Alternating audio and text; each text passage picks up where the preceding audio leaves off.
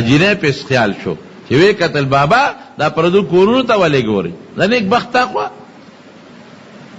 بانګي کاکا وته وی چې یره جنې ډېره مې خوښه شو مې لیدلې ګوره کنه سترګو پسې د خولې ګناه شروع شو که نه شوه او د غوږ ګناه شروع شوه که نه شوه د نظر پسې د غوږ ګناه د هغې خبرې اوري او بیا د خولې ګناه هم شروع شوه ډېره مې خوښه شوه او ډېره زیاته مینه مې ده در سره بابا خدای ته وګوره د خپل شکل ته وګوره او بوډاتوب ته یې وګوره د شپېتو یو نړېدلې او ما ته وګوره 14 کالو دا ته څه کې زه خو ستا د نوسین اب کشری یم خدای ته وګوره ځان هم مه شرموه ما هم مه شرموه او دی هماغسې په سترګو ړوند شوی دی نیغ نیغ ورته ګوري نه که نه جینۍ داسې کار کوو چې ګناه نه کوو او ته ما سره واده وکړه هغه ځای نه کنیکشن لګولې چغې وایي دا سوچ نه کوي چې ما د اواز خو شلم کندي کې اورېدلی کېږي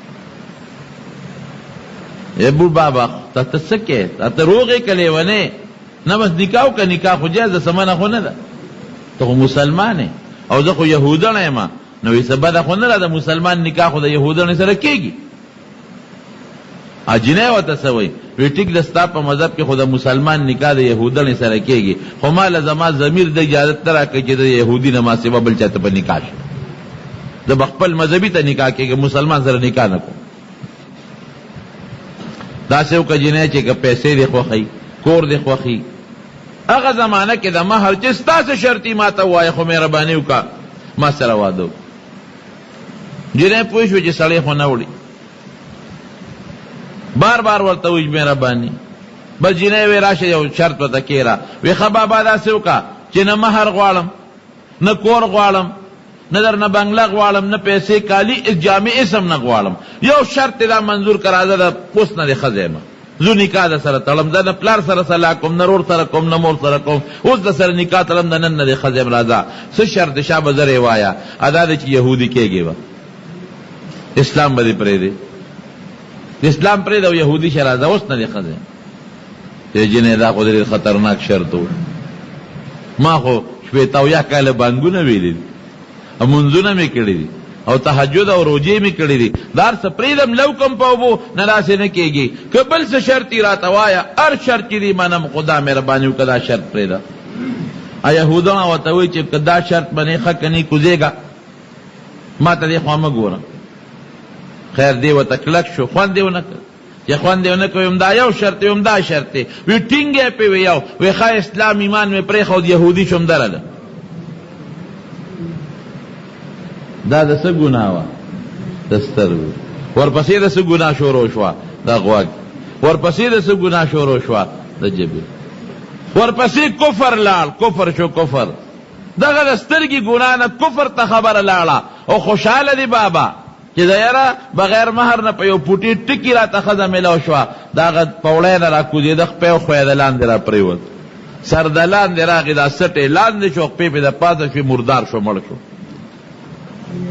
جنہیں پاتش نبی علیہ السلام فرمائی ډیر کرتا د یو انسان او د جنت په منځ کې یو لش مزلی د جنت په ځای دوزخ ته وغورځېږي دا سړی شو حضور پاک مبارک رښتیا وایي یعنی دغه مرګ مقدر او لازما خپه خویدا او بانګې ویلو که دا ګناه د سترګو یې نه وی کړی او دې ښځې ته یې نو کتلې او توبې ایستې وې او ایمان یې نه وی پرېښود دقه مرګ مقرر و دې نه نه نورېدله نو کوم خواته جنت ته ځکه چې بانګ یو سړی وي او خلق منزله راوبلي د دې نه بهترین عمل بل نشته خلق منزله رابلي او بانګې وي او د هغې نه پس مړ کېده شهید به او جنت ته به ته لیکن د سترګو نظر یې پرله پسې که د غوږ نظر شو د ژبې نظر شو بیا ورپسې لال کفر شو دومره خطرناک شی دی نظر خدای دې د سترګو د غوږ د نظر نه وساتي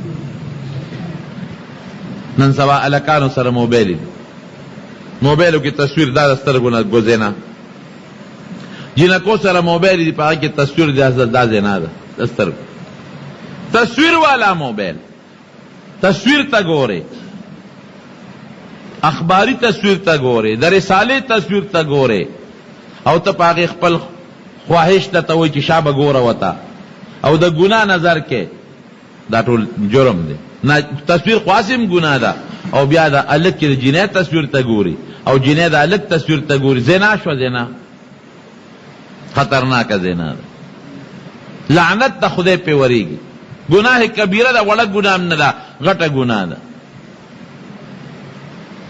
نو د سترګو او د غوږ د دې دواړو ګناهونو نه کوشش کوي مسلمانان ورونو چې ځان وساتي. په دې غوږ څه واوره؟ قرآن واوره، تلاوت پې واوره، ذکر پې واوره، بانګ پې واوره. چې کم انسان لیونی وي لیونی وی په دې غوږ کې ولا بانګ ووایه. که کم انسان داسې دی چې هغه نیم پاگل دی وی په دې غوږ کې ولا بانګ ووایه. که کم انسان ناپویه دی، سبق میں نہیں یادېږي، دماغ میں کمزور دی، په دې غوږ کې ولا بانګ ووایه. ور په غوږ څونه فایده حاصلېږي. او چې کوم ماشوم رکوټې پیدا شي څه چل ورسره خلک کوي، په دا اخیر وخت کې ولا بانګ وي، په دا وخت کې ورته اقامت کوي. دا ماشوم خو دغه وخت کې پوهېږي نه، لیکن په دا غوږ ولا د الله دا نوم وردن نه کوي. دا د غوږ فایده شوه. قرآن واوره، تاله نه درځي قرآن، یو حافظ یو قاري صاحب ته واجي د قرآن شریف لږ تلاوت وکړه چې زه واورم. هلته بانګ ویلې کېږي، فوراً ورته متوجه شه چې بانګ وایي، راډیو دې بند کا، خبره دې بند کا. یو ناشنا واقع دې پور را یاده شو. د رمضان میاشت یو جینۍ ټي وي ته ناسته ده، ټي وي ګوري. میلمانه را روان دي، مور دي جینۍ له اواز ورکړه بچې دا ټي وي دې بند کا. او میلمانه را روان دي، رو جماعت به مونږ سره ډوډۍ به مونږ سره راشه، ما سره لغونې کار وکړه. نه مورې ما ته چغې مه وه، یو پروګرام دی هغه ګورم. بچې پروګرامونه دې پرېږده، میلمانه راځي، کټوی پخول غواړي. مور دې مار آواز ورکوي، لور ورته وایي چې نه ما مه تنګوه، زما یو پروګرام دی هغه ګورم. چې مور کله تنګه کړه ټي وي اوچت که او بره کوټې ته لاړه، هلته یې ځان ته ټي وي ولګو. مور بیا وروخته چې ای لورې بانګ وایي د خدای، الله اکبر وایي، زه ډوډۍ را سره نه پخې، هغه روجمات ما تیار که، هغه پخلی ما وکړه، میلمانه م رالل، خو ته مهرباني وکړه دا باجه دې بنده که. بانګ وایي د خدای نوم اخیستلی کېږي، خدای ته وګوره. کوی دي بانګونه اخوا چې د ما پروګرام خرابېږي، اخوا چې بیا ما ته چغې مه وه، د پروګرام ګورم، فلم سینما ګورم، ما ته چغې بیا دره نه بره راوخته، موتره پسې بره رالي. بانګونه دي وایي، بانګ څه ته وایي؟ خدای پاکه راکوز شو، بیا واپسې وخته چې بچې هغه روجه خو دې ما ته که راشه که نه، میلمنو سره کېله وړی ډوډۍ خو روجه خو دې ما ته که. آواز نه ورکوي ورته، ور ډبولې شروع کړل، ور ورته ډبوي چې ور لرې که نیک بختې دلته مې دله ډوډۍ راوړه، یو نوړی وخوره، یو کجوره پې کړه، روجه خو ما ته که په شړق دې ولګي ستا هغه دون آواز نه ورکوي. روجه ما ته کو پسې راغله چې جینۍ خو دن نه ده، اوس چغې او توام چغه هم نه راکوي، اواز هم نه راکوي. دا څنګه ټي وي دي؟ او ټي وي لګیا دی غږېږي، د کوټې نه ټي وي اواز راځي، نه دی اواز نه راځي. روڼه ورپسې راوختل، پلار راوخت، اواز نه ورکوي. شک یې پیدا شو چې دروازې ورپسې ماته کړه، ویې کتل جینۍ په فرش لاندې مړه پرته ده. ټي وي غږېږي، لګیا دی، سندره فلم شروع دی، جینۍ په فرش مړه پرته ده. ګوره ژوند ته ګوره، که دا ټي وي وختي بند کړی وي او دا راغلی و د بانګ احترام یې کړو چې ښه مورې او توبه، زه ګناه خو کومه، خو دا بانګ یې ووایي نو دې لپاره ټي وي بندوم. او دې بانګ سره یې دغسې ویلي وي الله اکبر الله اکبر. بانګ چې وایي نو بانګ سره به هغه الفاظ وی، او روجه ماته کړې په محبت او په مینه، نو ممکن ده چې د خدای د نوم په اخیستو کې دې سوتی وي، ځکه دغه ټیم د هغې مقرر و. هغسې ونه کړله، سات یې ووته، چې څه یې ووته هغې راځي راوچته یې راوچتېږي نه، وجود نه اوچتېږي. خلق جمع دي زور ورکوي ځمکې نه، وجود نه اوچتېږي. خدایه داسې چلو شو، دا خو داسې نه لکه ټینک چې اوچتې، دا خو نه اوچتېږي. یو انسان و هغه ټي وي لاسې ګوتې یوړې وګه، ټي وي مردار خو دې دی نه خوښ، ته دې ټي وي د لاسه دا نقصان دی. خو چې هغه یو کس ټي وي اوچت که، دې خوا له دې وجود اوچت شو. وایي دا خو چې ټي وي اوچته وجود یې اوچتېږي، ټي وي چې ښکته پروت وي وجود یې نه اوچتېږي. دی را کوزول او ټي وي مو سر راوچت راکوز. ټي وي چې به یې کېښود وجود به یې دروند شو، چا اوچتولی نه شوه. او چې ټي وي به یو کس اوچت که نو دا به راکوز یې کړه، راکوز یې کړه، ټي وي مو سر راکوز که. اوس یې غسل لوړي بیا نه وجود نه اوچتېږي، په زور یې اوچتوي نه اوچتېږي. هلکه وایي داسې چل دی دا ټي وي ورسره اوچتوی، ټي وي ورسره اوچت که نو دې وجود اوچت شو، غسل یې ورکړه. بیا جنازه وله اوچتوي، جنازه نه اوچتېږي، وی چل هم په دا ټي وي کې دی. په دې سره یې مینه وه، ټي وي وله جنازه کې دا سر ته کېښود او جنازه یې اوچته کړه، مقبرې ته یې روانه کړه. ټي وي سره مقبرې ته لاړه. هلته یې ټي وي لرې که بیا کټ نوچتېږي چې قبر ته دفن شي. زور لګوي سړي کټ نوچتېږي. وی به داسې وکړې ټي وي سره مینه محبت دا ورسره په دا لحد کې ښخ کې. دی د دنیا سزا شوه، خدای خبر چې د آخر به څه سزا وي. زما رونو دا د نظر ګناه ده. هلکان او جینکې ګډوډ سینما ته ناستي، ټي وي ته ناستي، فلم ته ناستي. هلکان پردو جینکو ته ګورو، جینکې پردو هلکانو ته ګوري. حیا بالکل ختمه شوه. خدای دې مونږ کې حیا پیدا کړي. نور کله به ځه چا به ګناه کوله هلک د پلار نه او د مور نه پټه به یې کوله، یا لور یا زوی به کوله پټه به یې کوله. اوس یو ځای ناستي. یو سوداګر چرته په سفر ته د عبرت خبره ده، هغه سره وینځه وه، هغه وینځه خشته وه، خوبصورته وه، خرڅوله خو یې نه چې دا خو زما وینځه ده. ځان سره یې بوتلې هم نه شو پیارېده چې په سفر کې څه فتنه جوړه نه شي. په دې کلي کې یو نیک انسان و، دا نیک انسان دی، هغه سره بې امانت کېده. او وینځه یې بوتله، هغه نیک انسان ته وایي دا مې تاسو کر امانت راوسته او زه تجارت په سفر ځم چې راشم بیا به یې راکړي. هلکه مونږ سره دا وینځه مه پرېږده، مونږ په فتنه کې مه مبتلا کوه، زما زامن دي او بچی مې دي. وی چې نه بس زه کوم خوا بوځم، خرڅو مې نه لکېږي مې نه، او په سفر یې بوتلې نشم پې یېرېږم. اوس تا راته نیک سړی ښکاره شوې، بس تا کره به خدمت کي تر څو چې د نیم راغلی. دا نیک سړی چې ته یو ځل کور ته راننوت، په دې وینځې نظر ولګېد، ګناه نظر یې پې ولګېد. دا خو نیکان نیکو فوراً یې توبه ویسته الله ته چې خدایه ما نه خو غلطي وشو، نور مې نه لاس وروړی دی، نه مې څه بل څه ګناه وکړه، خو خدای دا مې م غټ جرم وکړو چې دې پردی وینځې ته مې په بد نظر وکتل. د دې یو پیر صاحب و نیکه غلله، وی دقسې مې یو وینځه وه چې را سره امانت یې ښودې وه او ما ورته په بد نظر وکتل، او زه په ځان پوهېږم چې د الله تعالی زما په زړه کې کوم هغه مینه محبت او کم د عبادت شوق هغه مې لاړ برباد شو. دې نظر سره رانه څه لاړل. وی داسې وکړه پلانکي کلي ته به لاړ شي، هلته یو پلانکي نوم یې دی او هغه به د دعا وغواړي نو الله به راته ګناه معاف کړي. ډېره ښه ده. دې لاړ هغه کلي ته او د خپل استاد چې ورته کوم سړی ښولو د هغه تپوس یې وکړه. وی دا نمونه نیک سړی بزرګ پیر شته؟ خلکو وی نه پیر خو په دې نوم نشته. یو دی تپوس کوي، بل تپوس کوي، وی پیر نشته په دې نوم نیک سړی، او دلته کې یو د شراب خانه کې یو هلک دی او بدعمله غوندې دی، په دې نوم هغه شته. نه زه خو راغلیم چې دوا به راته وکړي، نه په بدعمله څه کوم او شراب خانې بازار کې څه کوم. واپس راغی خپل استاد ته وایي صاحب چې تا چاله لېږلي هغه سړی خو ما ونه موند، او چې تا کوم نوم وښو نو په هغه نوم یو کس وشته خو د شراب خانې او د ډمبازۍ بازار کې پروت دیره دی. وی ومغله ورشه دعا درته وکړي. چې دی ورغی د خو پټکې په سر و، جامې اوږدې دي، خلک هم ورته ګوري چې دا ملا صاحب په دا شراب خانې په دا بازار کې څه کوي، د بدعملۍ دې بازار کې څه کوي. چې ورغی هغه تپوس یې وکړه، په هغه کور وردن نه شو. هغه هلک ته چې ورغی یو نوجوان هلک ناست، استاد پلانکي نوم دی یو، خوا کې ورسره یو جینۍ ناسته وه، ورسره یو بل هلک ناست دی او د شرابو یو لوښی ورسره پروت دی، شرابو خپل مخصوص لوښي وي. دی لا بدګمانه شو چې دا څه په مصیبت وړېدم، دا چا له زه رالمه، دته زه دوا وکړم او که دی به ما ته دوا کوي. یراسم راغلی مراشه خپل حل ورته ووایه. وایي زه چې پلانکي را لېږلی مو دغسې ما نه د نظر یو ګناه شوې ده، د نظر غلطي رانه شوې ده، او تاله راغلی ته مهرباني وکړه ما ته دعا وکړه چې ګناه ما ته الله معاف کړي. توبه خو دې ایستې ده که نه؟ وی یو توبه مې ایستې ده. وایي چې توبه دې ویسته الله به درته معافي وکړي. اوس هم تاسو ته مې هم که چا د نظر د غوږ ګناه کړی وي مایوسه کېږي دی نه، د الله په حضور کې د توبه وباسي.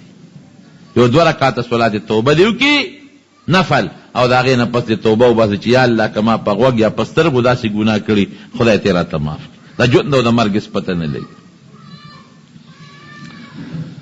وی دا الله به راسره ښه شي. یاره وایي د تا له خو هغه خپل استاد را لېږلی ما، خو دا ته د دې دغه د بازار کې ناستې د شراب خانې او د دې بدعملۍ او دا جینۍ در سره ناسته ده او دا زنانه او دا هلک در سره ناست دی او دا شراب درته پراته دي.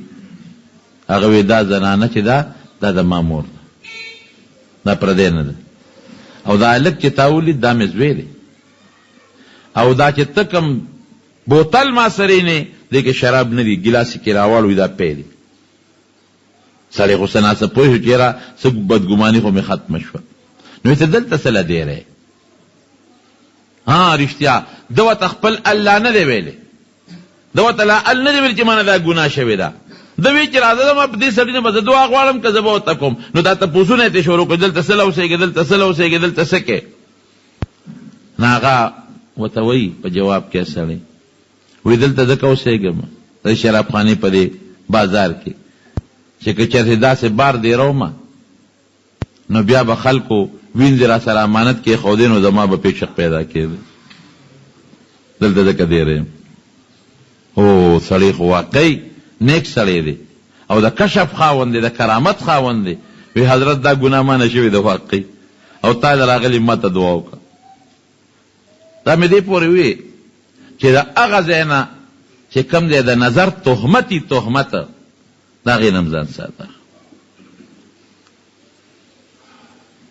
د دې وجې نه زموږ علما کرام لیکي او زموږ دا طالبان پې پوه دي چې د حرام مقدمه هم حراموي او د نیکۍ د ثواب مقدمه هغه هم ثوابي نو که یو سړی یو نظر وکړي په دې خیال یو امره د انسان ته امرت چې د کم هلک ګیره نی راغلی په غلط نظر نو دا هم خطرناکه ګناه ده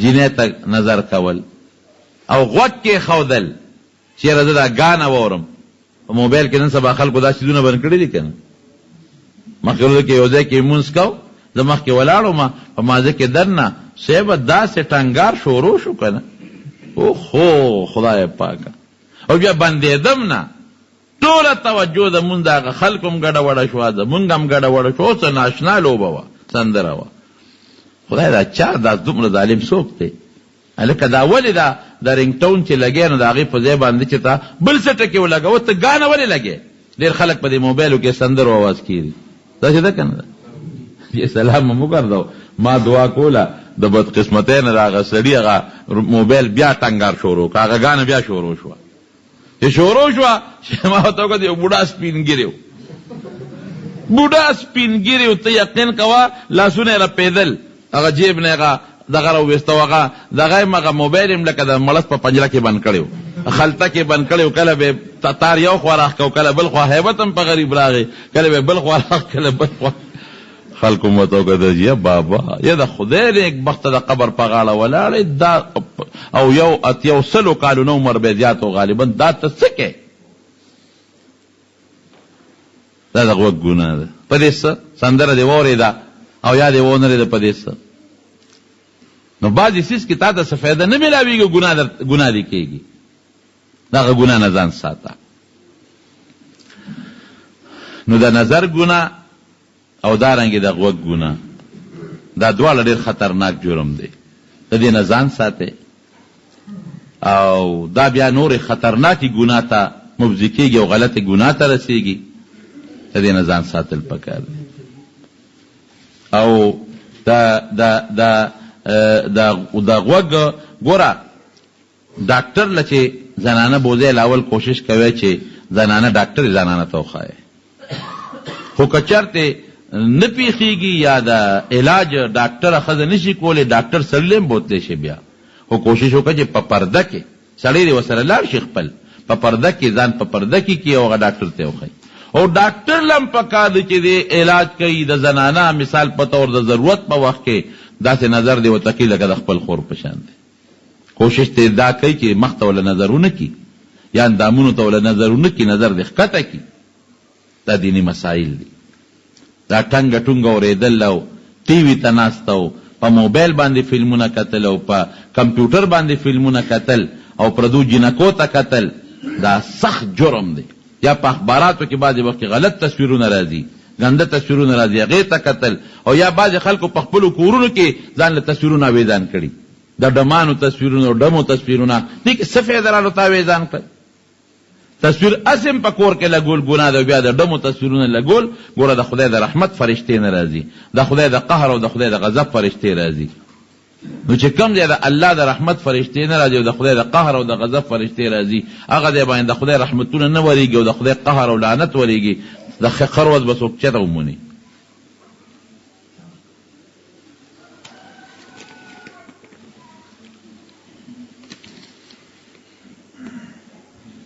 او خیر دی د قرآن شریف په درس تنخواه غشتل، په ناظره ته بچو ته سبق یې او هغه تنخواه درکوي، بالکل په درس و تدریس باندې د قرآن په ښودنو اجرت او تنخواه غشتل جید دی. د جنازې د مونځ تپوس کې جنازې مونځ فرض کفایي دی. کوشش دی وکړي چې د کور نه یو کس لاړ شي، کني د محلې نه دی یو لاړ شي، کني د کلي نه دی لاړ شي. ګڼ مسلمانان که څه لږ هم جنازه وکړي او نور اونه کې د ټولو غاړه پې خلاصېږي. او که چا هم د کلي نه شرکت ونه که مثلا په دې کلي کې مړی داسې خو نه کېږي، خو که ونه که د ټولو غاړه پې بندېږي، ګناهګارېږي. دعا وکړئ پروردګاره موږ د نظر نه د غوږونو د ګناه نه پام نو امان کې وساتي. یو مسله ګورې دا هم د بعضې وخت خلک د بل نه خبره پټوي. حدیث پاک کې راځي که چا نه خبره پټوله او دې لګیا دې غوږستنې کوي، هغې ته خبره پټوي او دې غوږستنې کوي چې دا خبره زه واورم او بل ښې ورسوم. وایي د قیامت په ورځ به د دې سړي په غوږونو کې الله ګرمه سیکه واچوي. دا هم خطرناکه ګناه ده. الله دې هم د غوږونو د سترګو د ګناه نه پام نو امان کې وساتي. او پروردګار دې لاله د دواړو جهانو خیر نصیب کی، برکتونه نصیب کی. که چا کړي انسان دی الله یې مونږ د ټول معافي نصیبه کی، د دغې ګناه راته الله عفو نصیبه کی. مردگان چې څومره وفات دي خصوصا د مومن رحمت الله بیا راته رایاد شو، الله دې مغفرت نصیب کی. یا نور مشران ټول دې خدای وبخي. مونږ د مونږ کشرانو ته دې الله تعالی د ایمان او د اسلام هدایت نصیب وګرځولې کی. اخر او په خپل دا کلمه نصیب کی چې لا اله الا الله محمد. ګرانو محترمو اوریدونکو، د شیخ الحدیث مولانا محمد ادریس صاحب دا 394 نمبر کیسټ ډک شو. په دې کې تاسو بیان واورېده د نظر او د غوږونو د حفاظت بیان. دا به تاسو ته پېښور ښار کې بیرون کچرې ګیټ اشرف روډ سره فقیر خان ناصر خان کیسټ هاوس کې د ناصر خان او حیدر خان سره ملاویږي. د دې نه علاوه د شیخ الحدیث مولانا محمد ادریس صاحب د هر جمعې تقریر به هم تاسو ته د دې دکان نه ترلاسه کېدی شي. ټیلیفون نمبر دی 255 29 12. ښه معجزې کمې کمې دي، درته نن ښیم، بعضې درته شمېرم. یو صحابي فرمایي نبي علیه السلام مبارک سره مجلس کې ناست وم، دا دې دپاره چې تاسو ته د خپل پیغمبر هغه دلایل ښکاره معلوم شي. نبی علیہ السلام اللہ را لے گلی پا دی دلائلو دی بالبینات. بینات یو مانا معجزات تی. یو صحابی فرمائی نبی علیہ السلام مبارک صلی پلاس کی کانی پراتو، وی کانی وی سبحان اللہ سبحان اللہ سبحان اللہ. اس کانی کم دے خبر کی وی حضرت ابوبکر صدیق لے ورکل، وی غیبیا سبحان اللہ سبحان اللہ. وی بیا عمر فاروق رضی اللہ عنہ نور کل، وی بیا مغا سبحان اللہ سبحان اللہ کو. وی بیا حضرت عثمان رضی اللہ عنہ نور کل، وی داغ پلاس کی یو سو دل تسبیح وی بیا بن شو. یو بل صحابی فرمائی چې ما نبی علیہ السلام له دعوت وکړه، ډوډۍ مې ورته وکړه، یو چیلې مې ورته حلال کړه. وی چې د چیلې هغه غوښه وخوړله او ډوکې وغورځول، نور مرګري مور سره دي. وی ما ته وی چې دا اډوکې راغونډ کا. وی هغه اډوکې مې راغونډ کړل، وی د رسول الله مبارک مخې ته مې کېښودل، وی لاس مبارک یې پراخ کړل، واپس ته قچیلې جوړ شو کوم چې مونږ حلال کړو. وی ډېره موده مونږ کراو. یو بل صحابي فرمایي وی ما له حضور پاک مبارک یو تولیه را کړی و، یو رومال. نو چې رومال خیرن شي نو خلک یې په صابون په اوبو باندې وینځي. وی زما د قسم په الله چې دا به کله خیرن شو نو موږ به تنور کې ومنډه. وی لږ ساعت پس به م راویسته، وی چمکېدلې پړقېدلې به ښکارېده، تنور به نه سوځو او هغه خیرې به د تنور په اور ختم شي. کپړې ته ګوره او تنور نه سوځولو ته ګوره.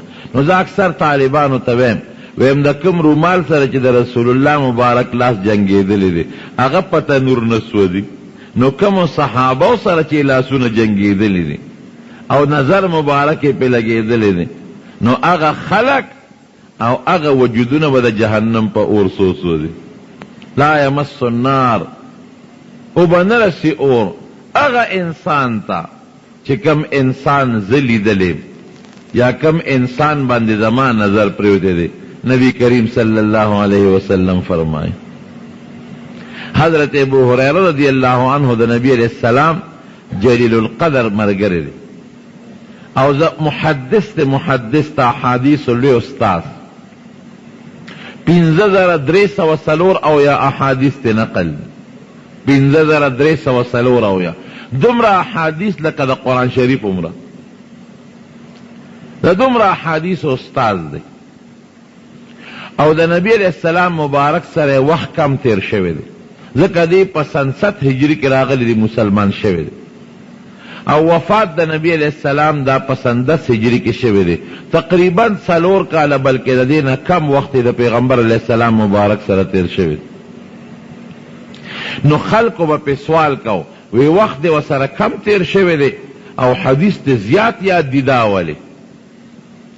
نو دی وی دو وجه دی ویو وجه خویداو چه زمان نور مرگری صحابه کرام وی کم چه دا مکی مهاجرینو اغیب تجارتو نکول او کم چه دا مدینه شریفه انسوارو اغیب باغونو پتو کی خدمت کو او زمان تجارتو نا باغونو پتی بس پا یوان وڑای ڈوڑای با دا نبی علیہ السلام خوان پریخو دا پا مدینه شریفه کی بم وسرم پا سفر کی بم وسرم که خلق با وضو زب و سر ویخ ناستو که خلق با دا دنیا پا کار کے مشغول و زب و سر ویخ ناستو یو خدا وجو وی دویم دا چی یو ظلم و تشکیتو کو کہ دا اللہ رسولہ ستا احادیث دا اورم اوران یریگی وی ما تیوی سادر دے خور کا نوی ما خپل سادر خور کو وی اغیس الفاظ اولستل او زما پا سادر کی چف کلل او ایما تاوی چه زان پوری اومگا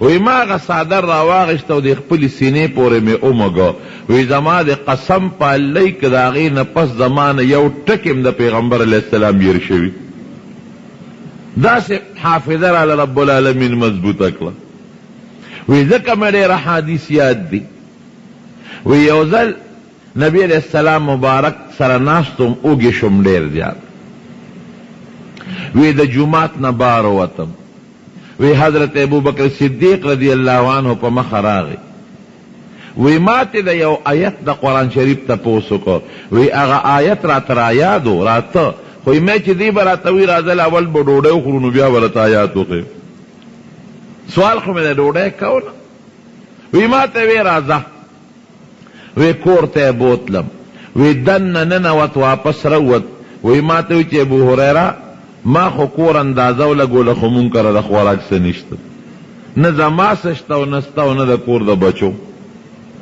واپس رالم حضرت عمر فاروق رضی اللہ عنہ سر ملو شو وی اغوی راجہ دے کور تا بوزم ام کور تا لالغی کرم دا خوراک درک نلگیر واپس رالم او وی دا سلور و پینزور وزو نارے ما سلور پینزر وزے کہ ما دا ابون ما سوا بلا سکا ندا کلی چی دا ما پا جب ورغل بے ہوشا با پروتوم بے ہوشا دا نبی علیہ السلام دا منبر خواک بوی بے ہوشا پروتوم وی خلقو با زما دے سر للت ورکولے چی ابو حریرہ لیوانے شوی دے وی زما دے قسمی لیوانے بنوم وی دا لگی دا لا سبا بے ہوشا پروتوم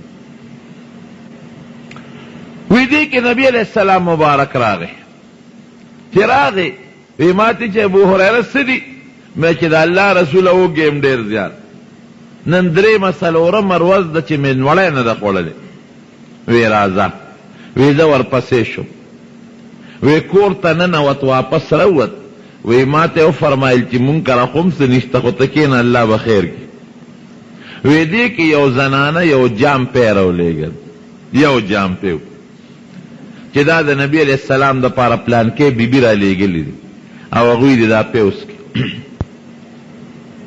وی نبی علیہ السلام مبارک دا قسلاس کی ونیول او مسکی شو وی زا خوشحال شو کہ زر مڑیگم خو پینے یو جام سشے دے خود سو گزارا خو با می پیوشی کن وی نبی علیہ السلام مبارک ماتوی چه ابو حریرہ لارشا پا صفا کے چه سمر طالبان دی صحابہ هغوی ته آواز که چې راشي ټول زما میلمانه دي.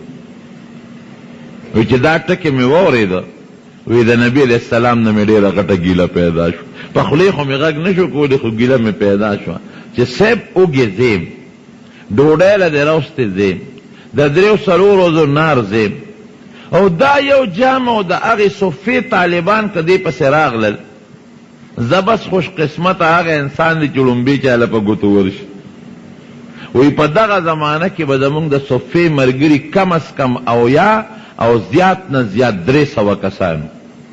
دا به ټول د نبی علیه السلام د حدیثو زده کړې او د قرآن زده کړې ته به ناست. وی غږ مې ونه که خو ګیلمن شوم چې خدای یو جامپی دی او دا یو جامپی به څنګه دا 300 کسان سکي. زه بس هغه سړی خوش قسمته دی چې لومبې پیچاله په ګوتو ورشي. ځکه یو کس زه ما لکه ګوتو له رالل نو زما پې نیمه تنده لوږه نه ختمېږي. خو د حضور پاک مبارک د وینا د منلو نه مې خلاصې نو. وی لاړم اعلان مې وکړ، وی ټول رالل. چې رالل نبي علیه السلام مبارک ورته اشاره وکړه چې تحلقو، دیره کې کېنئ ټول. وی ټول کېناستل. وی هغه جام یې راواغېسته او په دې تلي مبارک کې دغسې کېښه.